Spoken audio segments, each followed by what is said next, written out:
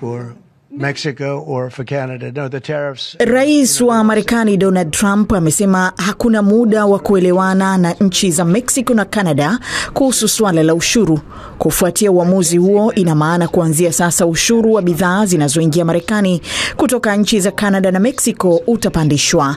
Waziri Mkuu wa Canada Justin Trudeau amejibu mapigo ya hatua ya Trump kwa kutangaza kutoza ushuru wa 25% kwa bidhaa za gharama ya dola bilioni 30 zinazotoka Marekani. Huko Mexico, Rais Claudia Sheinbaum ameshutumu hatua hiyo ya Marekani kwa kudai taifa lake linapaswa kuheshimiwa. Marekani pia inatarajiwa kuongeza ushuru mwingine wa 10% kwa bidhaa zinazotoka China na kuzifanya nchi hizo tatu kuwa na ushuru wa juu zaidi. Mataifa ambayo yameongezewa ushuru wa bidhaa zao yameapa kuungana dhidi ya Marekani na kuibua wasiwasi wa vita vya kiuchumi ambavyo huenda vikaathiri masoko ya ulimwengu.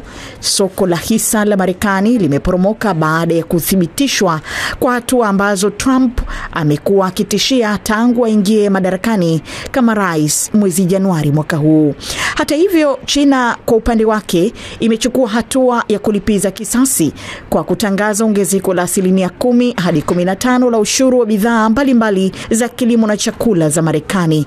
Beijing pia imeziwekea kampuni 25 za Marekani vikwazo vya biashara na uwekezaji kwa misingi ya usalama wa taifa. Neema Kindole, Azam News.